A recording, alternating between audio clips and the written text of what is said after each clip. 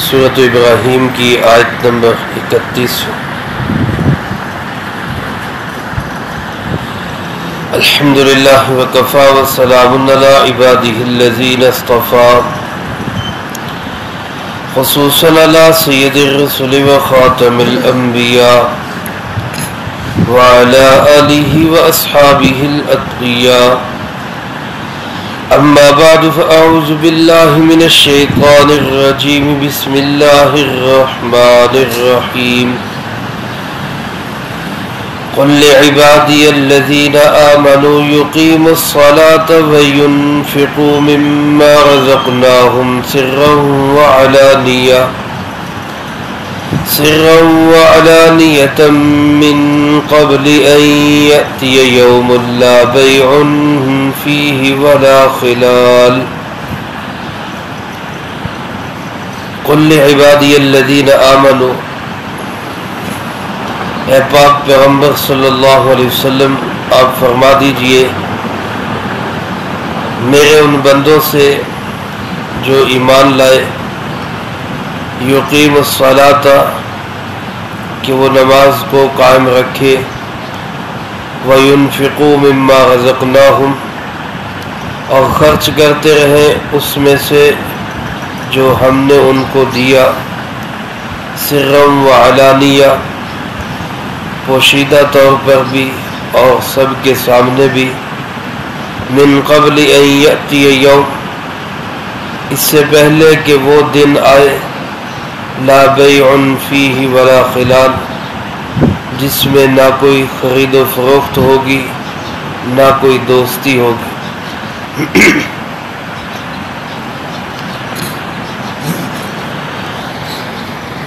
اس سے پہلی آیات مبارکہ میں ان لوگوں کا تذکرہ تھا جنہوں نے اللہ کی نعمت کو کفر سے تبدیل کر دیا۔ اللہ پاک نے ان کو جناب محمد کریم صلی اللہ علیہ وسلم جیسا انعام عطا فرمایا، قرآن کریم جیسی نعمت عطا فرمائی۔ گویا یہ بہت بڑی نعمتیں ہیں، اس سے بڑھ کر کوئی نعمت نہیں، لیکن انہوں نے اس نعمت کی قدر نہیں کی بلکہ ان نعمتوں کو کفر سے تبدیل کر دیا۔ مراد اس سے اولین درجہ میں اہل مکہ ہے جن کو اللہ نے اپنا محبوب جناب محمد کریم صلی اللہ علیہ وسلم عطا فرمایا۔ اور علماء فرماتے ہیں کہ عمومی طور پر اس سے ہر وہ شخص مراد ہے جو کسی بھی نعمت خداوندی کی ناقدری اور ناشکری کرے۔ جس طرح ایک اللہ پاک نے ایک بندے کو سمجھ دی ہے، بصیرت دی ہے، عقل دی ہے، وہ اب سمجھ کو استعمال کرنے کی بجائے اپنی اس بصیرت اور عقل کو استعمال کرنے کی بجائے بس یہی سوچے یار لوگ کیا کہیں گے، ساری دنیا کرتی ہے، میں معاشرے سے ہٹ کے کیسے چل سکتا ہوں، وہ انہی چیزوں کو سوچتا رہے تو گویا اس نے اللہ کی اس نعمت کی ناقدری کی۔ اللہ کی نعمت کا شکر یہ تھا کہ جس اللہ نے عقل دی ہے، جس اللہ نے سمجھ دی ہے، بصیرت دی ہے، اس کے مطابق فیصلہ کرتا۔ وہ پھر چاہے کسی کو پسند آتا کسی کو ناپسند ہوتا، لیکن اس چیز کو سامنے رکھتا کہ میرا اللہ مجھ سے راضی ہو جائے۔ ساری دنیا بھی ناراض ہوتی ہے تو مجھے اس کی پرواہ نہیں، میرا اللہ مجھ سے راضی ہونا چاہیے۔ تو ایک یہ کردار ہے اور ایک یہ کردار ہے کہ اللہ کی نعمتوں کی ناشکری۔ تو پچھلی آیات میں ان کا تذکرہ تھا، اس آیت مبارکہ میں اللہ پاک نے اپنے بندوں کا تذکرہ کیا۔ فرمایا میرے محبوب جناب محمد کریم صلی اللہ علیہ وسلم آپ فرما دیجئے، قل اے پاک پیغمبر صلی اللہ علیہ وسلم آپ یہ پیغام دے دیجئے، اور کن کو پیغام دے دیجئے؟ لعبادی میرے بندوں۔ میرے بھائیوں کتنی بڑی عزت ہے، کتنا بڑا افتخار ہے اور کتنا بڑا اعزاز ہے۔ پیغام بھیجنے والا اللہ اور پیغام بھیج رہے ہیں کن کے ذریعے؟ جناب محمد کریم صلی اللہ علیہ وسلم کے ذریعے، قرآن کریم کے اندر، اور کس پیارے لفظ کے ساتھ؟ عبادی، میرے بندوں سے کہہ دے، میرے بندے، یہ اللہ کے بندے ہیں۔ میرے عزیز دوستو، آج انسان دنیا کے بندوں کے بندے بننا پسند کرتا ہے، کوئی امریکہ کا غلام بننا پسند کرتا ہے، کوئی بڑی قوتوں کا بندہ بننا پسند کرتا ہے، کوئی فلاں کہہ دے جناب یہ تو ہمارا بندہ ہے، کوئی صدر وزیر کہہ دے یہ تو ہمارا آدمی ہے، تو انسان کے قدم زمین پہ نہیں ٹکتے کہ میں تو بڑی عزت مجھے مل گئی۔ اور ایک یہاں عزت مل رہی شہنشاہ عالم، بادشاہوں کا بادشاہ، خالق کے کائنات، وہ کسی کو کہہ رہے ہیں یہ میرے بندے ہیں، یہ میرے بندے ہیں۔ اتنا بڑا اعزاز، اتنی بڑی عزت اللہ ہم سب کو نصیب فرمائے۔ اللہ کے بندوں کی صفات کیا ہے؟ تو اللہ پاک نے فرمایا میرے بندوں سے فرما دیجئے کون ہے میرے بندے؟ فرمایا الذین آمنوا، سب سے پہلی نشانی ان کی یہ ہے کہ وہ ایمان رکھتے ہیں، ان کا عقیدہ درست ہے، اللہ پہ یقین صحیح ہے، اللہ کے نبیوں پہ اعتماد پورا ہے، جنت اور جہنم پہ پوری طرح یقین رکھتے ہیں، اللہ کے فرشتوں پہ، کتابوں پہ، سب چیزوں پہ ایمان رکھتے ہیں۔ تو میرے وہ بندے جو ایمان والے ہیں، یقین والے ہیں، ماننے والے ہیں، تسلیم کرنے والے ہیں، میرے ان بندوں سے آپ فرما دیجئے کیا کہیے ان سے؟ فرمایا یقیم الصلاۃ، وہ نماز کو قائم کرتے رہے، اس کو نہ چھوڑے۔ میرے بھائیو، نماز عبادات میں سب سے بڑی عبادت ہے، سب سے بڑی عبادت۔ آج بدقسمتی سے اسی بڑی عبادت کو سب سے ہلکا سمجھا جاتا ہے، سب سے ہلکا۔ ایک نماز جنازہ ہے، وہ نماز جنازہ کی اہمیت اس قدر زیادہ ہے کہ اس میں شریک ہونا ہر بندہ سمجھتا ہے یہ ہونا چاہیے، لیکن ایک فرض نماز ہے جو فرض عین ہے اور 5 دفعہ کا فرض عین ہے، اس کے لیے کوئی تیار۔ میرے عزیز دوستو، حضرت عمر رضی اللہ تعالیٰ عنہ امیر المومنین بنے تو آپ نے ایک سرکولر جاری کیا ساری حکومت کے تمام ذمہ داران کی طرف، سب افسروں اور وزیروں کی طرف۔ وہ سرکولر کیا تھا؟ حالانکہ اب یہ وہ طبقہ ہے جو خود کو سمجھتا ہے کہ ہم بہت مصروف ہیں، ہمارے پاس ٹائم نہیں ہے، اور پھر یہ بھی سمجھتا ہے کہ ہم مخلوق کی خدمت میں لگے ہوئے ہیں، لوگوں کی خدمت میں لگے ہوئے ہیں، لہذا ہم پڑھ لیں تب بھی ٹھیک ہے، نہ پڑھیں تب بھی ٹھیک ہے۔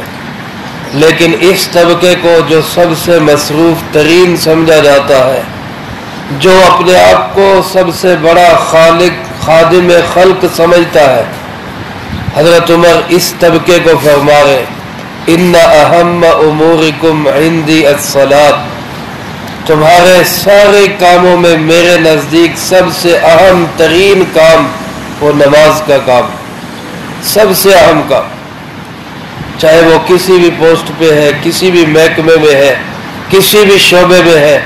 حضرت عمر فرما رہے میرے نزدیک سب سے اہم ترین کام نماز کا کام ہے، اور پھر فرمایا جو نماز پوری رکھے گا وہ حکومت کے کام بھی پورے رکھے گا، وہ بھی دیانتداری سے چلائے گا، اور جو نماز کو اللہ کے حکم کو پورا نہیں کر سکتا اس کو میری حکومت میں رہنے کا بھی کوئی حق نہیں، کیونکہ وہ پھر حکومت کے کام بھی پورے نہیں کر سکتا۔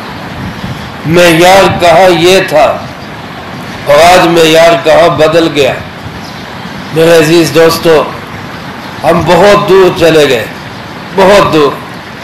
حضرت عمر رضی اللہ تعالیٰ عنہ مکہ مکرمہ میں تشریف لائے، مکہ کے گورنر تھے اسید ابن حضیر رضی اللہ تعالیٰ، وہ وہاں کے جو عمال تھے، وزراء تھے، ان کا تعارف کروا رہے، یہ فلاں محکمے کا وزیر ہے، یہ فلاں محکمے کا وزیر ہے۔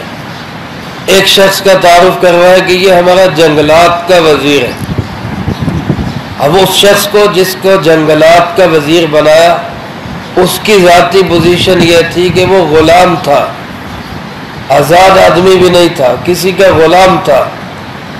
اور ظاہر بات ہے جو غلام ہو اس کی تعلیمی اعتبار سے اور صلاحیتوں کے اعتبار سے وہ فرق پڑ جاتا۔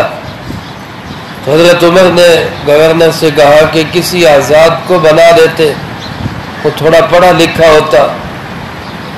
تو اس گورنر نے کہا کہ جناب یہ جو غلام ہے یہ قرآن کریم بہت اچھا پڑھتا، قرآن پاک کا عالم ہے، قرآن بہت اچھا پڑھتا، اس لیے اس کو وزارت دی۔ حضرت عمر رضی اللہ تعالیٰ نے فرمایا اللہ کے محبوب جناب محمد کریم صلی اللہ علیہ وسلم نے سچ فرمایا، اللہ اس قرآن کی بدولت بہت سے لوگوں کو عزت نصیب فرماتا ہے، اور اس قرآن کو چھوڑنے کی وجہ سے بہت سے لوگوں کو ذلیل اور رسوا کر دیتا ہے۔ تو اس کو جو عزت ملی ہے اسی قرآن کی بدولت ملی۔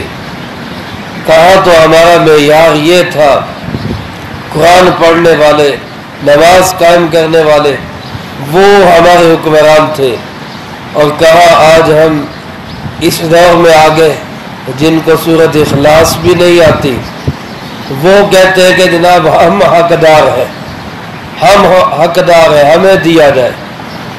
تو اللہ فرماتے میرے بندے کون ہیں؟ فرمایا یقیم الصلاۃ، ان سے کہو نماز کو قائم رکھے۔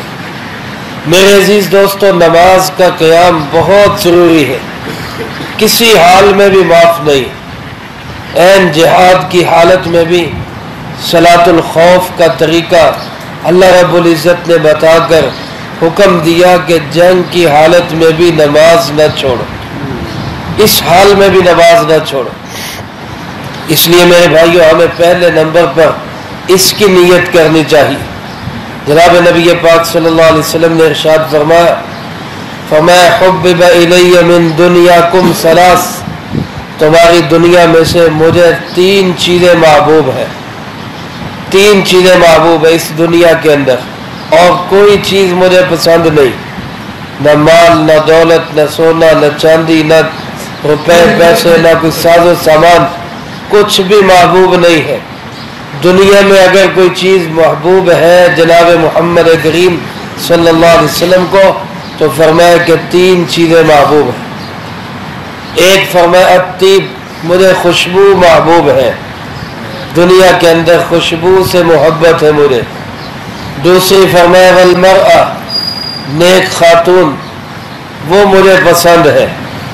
اور تیسری فرمایا جعلت قرۃ عینی فی الصلاۃ، اللہ نے میری آنکھوں کی ٹھنڈک نماز میں رکھی، میری آنکھوں کی ٹھنڈک نماز میں رکھی۔ یعنی اگر دنیا میں نماز نہیں تو پھر مجھے کچھ بھی پسند نہیں۔ میرے عزیز دوستو، آج اپنے محبوب صلی اللہ علیہ وسلم کی آنکھوں کو ٹھنڈا کرنے کے لیے ہم نماز کے قریب آئے، نماز کے پابند بنے۔ بہت امت کا جذبہ تھا، اہل پاکستان کا جذبہ تھا، اور ہے انشاءاللہ رہے گا کہ جو محمد کریم صلی اللہ علیہ وسلم سے عداوت یا نفرت رکھتا ہے ہمارے خلاف اس کے سخت جذبات، ہمارے سخت جذبات ہیں اس کے خلاف۔ لیکن میرے عزیز دوستو، ہمارے یہی جذبات اس سائیڈ پہ کیوں نہیں آتے کہ ہم اپنے محبوب کی آنکھوں کو ٹھنڈا کرنے کے لیے 5 وقت کے نمازی بھی بن جائیں۔ اللہ ہم سب کو اس کی توفیق نصیب فرمائے۔ دوسری بات ارشاد فرمائی میرے بندوں کو فرما دیجئے وَيُنْفِقُوا، خرچ کرتے رہے، مما رزقناہم، اس میں سے جو ہم نے دیا۔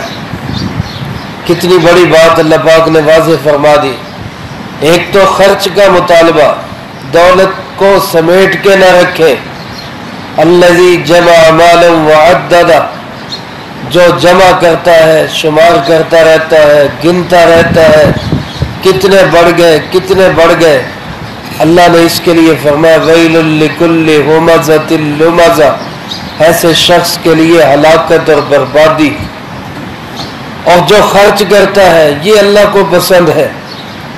آپ صلی اللہ علیہ وسلم نے فرمایا حضرت ابو ذر غفاری رضی اللہ تعالیٰ عنہ سے فرمایا اس مال میں کوئی خیر نہیں، اس دولت میں کوئی بھلائی نہیں سوائے اس کے کہ اس کو یوں بھی خرچ کرو، یوں بھی خرچ کرو، یوں بھی خرچ کرو، یعنی آگے پیچھے دائیں بائیں ہر جگہ پہ اس کو خرچ کرو۔ اسلام کے اندر دولت کا ارتکاز یہ پسندیدہ نہیں ہے، یہ محبوب نہیں ہے کہ دولت سمٹ کے چند ہاتھوں میں آ جائے۔ اسلام یہ چاہتا ہے کہ الا یکون دولۃ بین الاغنیاء منکم، خرچ کرو تاکہ دولت چند گھروں کی لونڈی نہ بنے، مال سمٹ کے کچھ لوگوں کے قبضے میں نہ آ جائے، بلکہ مال و دولت کی سرکولیشن ہوتی رہے، یہ پھرتا رہے، امیر سے غریب کی طرف چلتا رہے۔ کتنا پیارا حکم اللہ رب العزت کا قربانی والا، جس پہ ہم نے عمل کیا اور اربوں روپے اس کی سرکولیشن ہوئی، کتنے غریب لوگوں تک جو ہے مال و دولت گیا۔ ایک فیصل آباد کے اندر کسائیوں نے، صرف کسائیوں نے جو بزنس کیا ہے اس کی تعداد کروڑوں روپے کے اندر۔ یہ دولت کی سرکولیشن ہے، اسلامی احکامات پہ عمل کرنے، اور اللہ رب العزت اسلام یہی چاہتا ہے کہ دولت سمٹے نہ، جمع نہ ہو، خرچ ہوتی رہے۔ کہیں صدقات ہے، کہیں زکوٰۃ ہے، کہیں صدقۃ الفطر ہے، کہیں قربانی ہے، کہیں حج پہ خرچ ہے، یہ مختلف اخراجات جو لگائے، یہ اسی لیے کہ دولت کوئی سمیٹ کے رکھنے والی چیز نہیں۔ پھر اللہ پاک ارشاد فرماتے خرچ کرنے والا یہ نہ سمجھے میں نے بڑا پہاڑ سر کر لیا، میں نے بڑی جو ہے محنت کر لی اور میں نے بڑا نام کما لیا۔ اللہ فرماتے اس کو اپنا جذبہ یہ درست رکھنا چاہیے کہ وہ خرچ کر رہا ہے مما رزقناہم، اس میں سے جو ہم نے دیا۔ وہ اپنے کہیں گھر سے نہیں لے کے آیا، اس نے کہیں جو ہے خود سے نہیں لے لی دولت، سب کے پاس جو کچھ ہے سب کس کا دیا ہوا ہے؟ اللہ فرماتے میرے دیے ہوئے میں سے دینا ہے، میرے دیے ہوئے میں سے آگے خرچ کرنا ہے۔ اور پھر خرچ کرنے کے بھی دونوں راستے بتائے، سرم و علانیہ، پوشیدہ طور پر بھی اور اعلانیہ بھی۔ علماء لکھتے ہیں کہ بعض اوقات حالات اور بندے کی نیت کے اعتبار سے دونوں طرح خرچ کرنا یہ افضل ہوتا ہے، سرن بھی خرچ کرے، اعلانیہ بھی خرچ کرے۔ اگر دل کے اندر اپنی جو ہے وہ نمود و نمائش آتی ہے، ریاکاری آتی ہے اور جذبہ سخاوت جو ہے اس کو ٹھنڈک پہنچتی ہے کہ میں بڑا سخی ہوں، تو پھر انسان کو چاہیے کہ پوشیدہ طور پہ خرچ کرے، پوشیدہ طور، اور فرمایا اس طرح دے کہ دائیں ہاتھ سے دے تو بائیں کو بھی پتہ نہ چلے۔ اب یہ کیسے ہوگا دائیں کو دائیں سے دے اور بائیں کو بھی پتہ نہ چلے؟ تو علماء فرماتے ہیں اس کی صورت یہی ہوگی کہ وہ جیب میں ہاتھ ڈالے اور یہ بھی نہ گنے کہ کیا ہاتھ میں آیا، بس وہ دے دے، اب بائیں کو بھی نہیں پتہ چلا کہ کیا دیا۔ یا اس طرح دے کہ اگر کوئی ساتھ قریب بیٹھا ہوا مسافر یا کسی حالت میں کوئی ساتھی ہے تو اس کو بھی پتہ نہ چلے کہ اس نے کیا خرچ کیا۔ اور بعض اوقات اعلانیہ خرچ کرنا افضل ہوتا ہے تاکہ دوسروں کو بھی ترغیب ہو کہ اس موقع پہ خرچ کرنا چاہیے۔ علماء فرماتے ہیں نفلی صدقات، عطیات یا خیرات وغیرہ یہ تو انسان پوشیدہ طور پہ کرے، اور زکوٰۃ، صدقہ فطر، قربانی، فرض حج اس کو ظاہر کر کے کرے تاکہ لوگوں کو پتہ چلے کہ یہ فرائض ادا کر رہا ہے، یہ فرائض ادا کر رہا ہے، کسی کو بدگمانی نہ ہو۔ اور غالباً اسی وجہ سے فرض نماز جماعت کے ساتھ مسجد میں رکھی گئی تاکہ کسی کو بدگمانی نہ ہو کہ یہ نماز نہیں پڑھتا، اور سنتوں نفلوں کے متعلق کہا گیا کہ یہ گھروں میں ادا کرو تاکہ دل کے اندر نمود و نمائش اور دکھاوا پیدا نہ ہو۔ تو بہرحال دونوں طرح سے اللہ پاک فرماتے خرچ کرو، من قبل، اس سے پہلے پہلے نمازی بھی بن جاؤ، اس سے پہلے پہلے خرچ کرنے والے بھی بن جاؤ، اس سے پہلے پہلے اللہ کے بندے بھی بن جاؤ، ایمان والے بھی بن جاؤ، کہ وہ دن آ جائے جس میں نہ کوئی خرید و فروخت ہوگی، نہ کوئی دوستی ہو۔ دنیا میں انسان پہ مصیبت آئے، انسان پیسے سے مصیبت ٹالنے کی کوشش کرتا ہے، پیسے سے مسائل حل کرنے کی کوشش کرتا ہے، پر اس دن کیا ہوگا جس دن پیسہ بھی کچھ کام نہیں آئے گا، کوئی خرید و فروخت نہیں ہوگی۔ یہ قیامت کا دن ہے، اور فرمایا خرید و فروخت بھی کوئی نہیں۔ دنیا میں انسان پہ مصیبت آئے تو دوستوں سے مدد لے لیتا ہے، اس دن دوستی بھی کوئی نہیں ہوگی۔ ولا خلال، خلال خلیل سے ہے، جس کا معنی وہ دوست جو بے غرض ہو، جس کے اندر کوئی لالچ نہ ہو، یعنی مخلص دوست اور ساتھی۔ تو یہ مخلص دوستیاں بھی قیامت کے دن ختم ہو جائیں۔ حدیث پاک میں آتا ہے، آپ صلی اللہ علیہ وسلم نے ارشاد فرمایا، المرء علی دین خلیلہ، بندہ اپنے دوست کے دین پر آ جاتا ہے، یعنی سوسائٹی، دوستی اور ماحول انسان کو متاثر کرتا ہے، لہذا فرمایا وہ دیکھ چاک کے دوستی کرے کہ وہ کس سے دوستی کر رہا ہے، وہ کس سے دوستی کر رہا ہے۔ دنیا کے اندر آٹومیٹک جب انسان برے لوگوں سے دوستی کرتا ہے تو اس کے دائیں بائیں برے لوگ ہی اکٹھے ہونے شروع ہو جاتے ہیں، اور جب اچھے لوگوں سے دوستی کرتا ہے تو اس کے دائیں بائیں سارے دوست اچھے اکٹھے ہونے شروع ہو جاتے ہیں۔ لہذا فرمایا اپنے دوستی اچھائی کے لحاظ سے بنا، آخرت میں کسی کی دوستی کام نہیں آئے گی۔ اس کا مطلب کیا ہے؟ علماء فرماتے ہیں اس کا مطلب یہ ہے کہ بری دوستیاں کام نہیں آئیں گی، غلط یاریاں کام نہیں آئیں گی، سچے لوگوں سے، سچے لوگوں سے، اچھے دوستوں سے تعلق وہاں کام آئے گا، جیسا کہ قرآن پاک میں موجود ہے، الاخلاء یومئذ بعضهم لبعض عدو، جو جگری یار ہیں دنیا کے اندر وہ وہاں جا کے ایک دوسرے کے دشمن ہوں گے، الا المتقون، سوائے فرمائے پرہیزگاروں کی۔ جو تقوی کی بنیاد پہ دوستی ہوگی، دین اور نیکی کی بنیاد پہ دوستی ہوگی، ان کی دوستی وہاں بھی قائم رہے گی۔ تو وہاں اچھے لوگ، نیک لوگ اپنے دوستوں کی سفارش کریں گے، ان کو ان کے درجات کے اضافے کا سبب بنیں گے۔ لیکن جو یاریاں، جو دوستیاں دین کو خراب کرنے والی ہے، یہ دنیا میں بھی انسان کو تباہ کر دیتی، آخرت بھی تباہ ہو جاتی۔ اس لیے فرمایا اس دن کے آنے سے پہلے پہلے اللہ کے بندے بن جاؤ، نماز قائم کرنے والے بن جاؤ، دولت کو خرچ کرنے والے بن جاؤ، تاکہ وہاں پہنچو تو یہی دوستیاں تمہارے کام آ سکیں۔ اللہ مجھے آپ کو سب کو اپنا بندہ بننے کی توفیق نصیب فرمائے، قرآن و سنت کی صحیح سمجھ نصیب فرما کے عمل کر کے دوسروں تک پہنچانے کی توفیق عطا فرمائے۔ اللهم لك الحمد كما ينبغي لجلال وجهك وعظيم سلطانك، اللهم لا احصي ثناء عليك انت كما اثنيت على نفسك، اللهم لك الحمد كما انت اهله، صل على محمد كما انت اهله، وافعل بنا ما انت اهله، فانك اهل التقوى واهل المغفرة۔ اللهم ربنا ظلمنا انفسنا وان لم تغفر لنا وترحمنا لنكونن من الخاسرين، اللهم ربنا تقبل منا انك انت السميع العليم وتب علينا انك انت التواب الرحيم، صلى الله على النبي الكريم وعلى آله واصحابه اجمعين برحمتك يا